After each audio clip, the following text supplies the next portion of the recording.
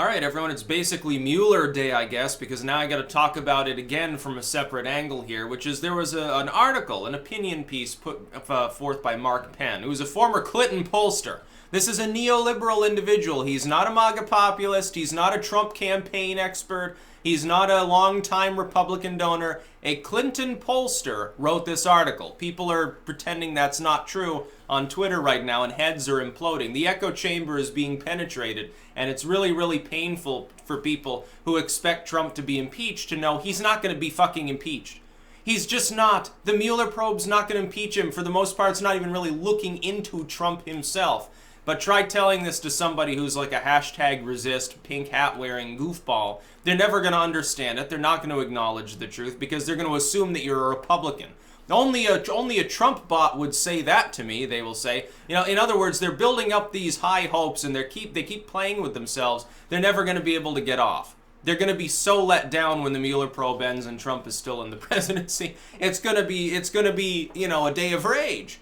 It's going to be like a Twitter intifada at that point. They're going to rise up and they'll be like, oh, resist. Oh, Mueller got compromised. Oh, Trump must have blackmailed him. Trump paid him off. The government is dirty. And then they'll finally understand, yeah, so, you know, you keep saying give government more power for some inane reason. This is exactly why not to now, isn't it? You know, if you think that Trump committed treason and stuff, well, there you go. Government's dirty. Well, you know, keep believing what you want. Just never give other people more power over you unless you're an idiot. The article is called Stopping Robert Mueller and is essentially about, hey, after all of the other problems with injustice in our legal system within the realm of politics, don't you think it's time to end this probe since all of these other things were never even investigated? And they talk about like Loretta Lynch and the tarmac and things of that nature, like sort of the Clinton emails. And it's a good point. It does look a little bit odd, I'm sure, to an increasing proportion of the United States population. When things like that get investigated for a few days, nobody really does anything about it. Nobody's put under oath. It's like even with like Zuckerberg, they never even put him under oath. Diamond and Silk get put under oath, and then they get constantly chastised, basically talked down to by Congress, bullied and harassed. Meanwhile, Zuckerberg sits there like a robot, won't even answer their questions, and they treat him with kid gloves. What an utter moron he is, by the way. Yeah, by the way, close your Facebook account. You can't delete it, but you can close it. Zuckerberg couldn't even answer Congress about how long they kept all of that user data. You know why? Because it's indefinite. They keep it for as long as they want, which is fucking forever, so they can keep selling it. That's the whole fucking point. Robert Mueller is not going to indict Donald Trump. This article spells out in no uncertain terms that that's basically what is believed. And by the way, on Twitter especially, this was really, really funny. The top article, if you go to that trend, because it's trending near the top, click on it. There's a Newsweek article about Roger Stone being indicted, but if you actually bother to read the article, it's just an opinion piece by someone else kind of familiar with the case. A former Trump campaign manager says, oh yeah, I expect that on fiscal stuff he's going to be indicted.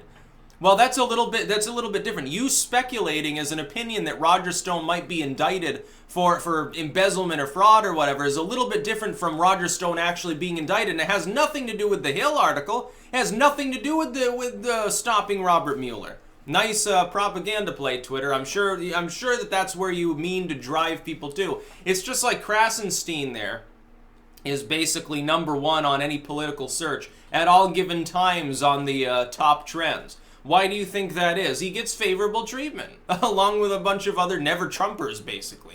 But you're still letting yourselves down. You've created a worldwide echo chamber in which a lot of people without any evidence at all believe Trump did wrong and will soon suffer the consequences for it. Don't you think after this length of investigation with people so close to Trump getting indicted for real, like Manafort, for various totally unrelated things, has nothing to do with Russia, don't you think by this point they would have something on Trump that they could go on? No, instead they just keep desperately digging, but the thing is, this is what I said months ago. The Mueller probe has nothing on Trump, or at least nothing substantial, nothing that would rise to the level that they're actually going to be crazy enough to tell the American people, yeah, we're indicting him. It would cause chaos in the country. No, the threshold's a lot higher in a period of social alienation like this. Even the FBI and CIA and all those groups that obviously don't like Trump at this point. The Democrats in Congress wouldn't want him to be impeached on something little. They may want to, they really, really love that for strategic reasons, but then they look around at some tens of millions of hardcore Trump fans that might riot and take to the streets if he gets impeached on anything shy of literal treason. They're not willing to do it. They don't have the balls. Mueller doesn't have the balls. I hate to say it. He just doesn't have the balls to indict him if he did something wrong, unless it's massive, and they didn't find anything massive. They would have talked about it by now. They already would have thrown him out. What, they're going to keep letting him implement policies of deregulation and tax cuts, and hey, maybe I won't go to war with this country, and we're going to have a summit with Korea? You think that they would let him break all of the establishmentarian, proxy war-loving, high-tax, neoliberal bullshit toys if they actually had the ability to get him thrown out of office tomorrow? No, they would immediately hobble him. Mueller would go to Congress, close me, and say, hey, I've got dirt on him. You need to let me release this. They'd say, okay, do it tomorrow. He comes out, makes his speech. The next day, the House votes to impeach. That's what would happen. Half the Republicans would defect and vote to impeach him. They're never Trumpers. They don't even like him. The John McCains and Lindsey Grahams do not like Donald Trump. He's not a Republican. He is a New York business Democrat, a tycoon politician who just happens to have embraced a low tax model because he realizes it's better for U.S. industry.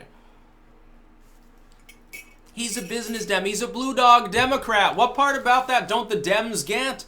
He's Closer to a neoliberal than he is to a neocon in some ways. Not that they're very far removed. He's just a less interventionist, lower tax version of a New York Democrat. That's all he is. He's more like a Rudy Giuliani. Yeah, he's a really far-right individual. No, he's not. He's no Bible thumper. He doesn't go out in the woods. He considers Camp David to be rustic. Yeah, he really sounds like a T-Billy now, doesn't he? No, I don't think so. So stopping Robert Mueller is trending, and it's imploding people because they haven't been faced before with an article outside of Breitbart or Fox that's telling them the truth. You know, for all of their own faults, Fox and Breitbart at least get it on Mueller. They're doing it for, clickbaity and partisan purposes, but they're still correct. The Mueller probe is basically dead.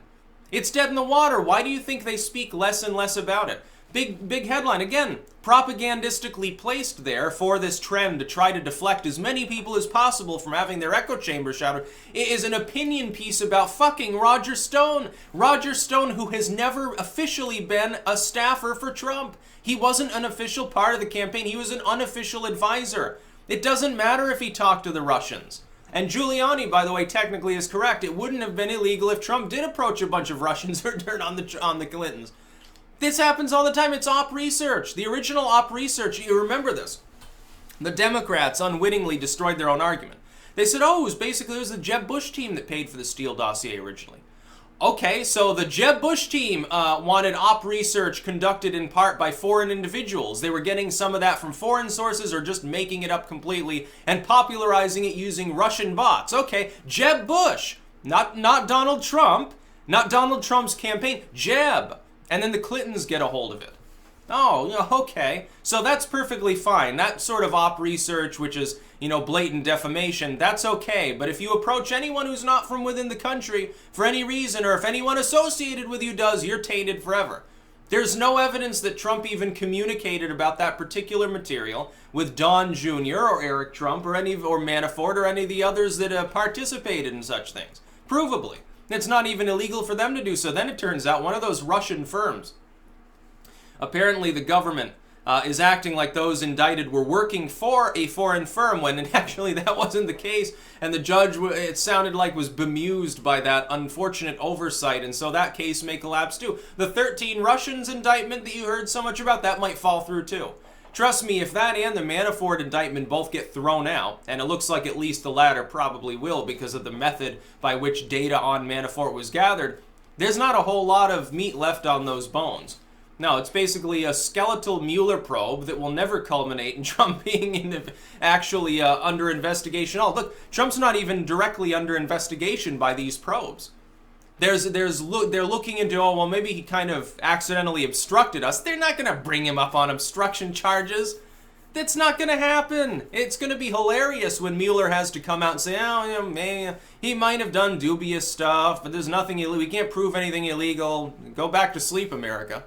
And then Trump's approval rises by 5-10 points as all of those center-left individuals who defected to him in the first place breathe a sigh of relief and say, oh, thank goodness we don't have to feel guilty about liking Trump's tax plan anymore. Because what's going to happen? If it happens before the midterms, there's not going to be a blue wave. There'll be a red wall, which is something that I don't expect, but at that point it will. It depends on if the probe ends before then. The obstruction side, I think Giuliani's probably right when he says it'll end by September. A year and a half is more than enough time to investigate a person. You can't just say, well, we think that there's dirt here. We're going to investigate you till you fucking sit in the grave. You can't do that. The legal system is not entitled to perpetually investigate a person in order to harass them, simply because the individuals within the government don't like their political views. That's beginning to look a lot like that's what it boils down to. Ultimately, the deep state doesn't like Trump's political views, so they're trying to hobble his presidency by keeping the Mueller probe and every other investigation going for fucking ever. Eventually, he's going to sick the DOJ on some of these individuals because he has dirt on them anyway, and he's going to turn their own game against them, and they're going to be the ones suffering. Probably, if the House were retaken by the Democrats, that'd be his first contingency. Oh, well, I'll just weaponize the DOJ. It's not like they can complain about it. They've obviously done that with the FBI towards me. Why not? Who cares? It's not like Jeff Sessions better not recuse himself that time. That's about all. Peace out.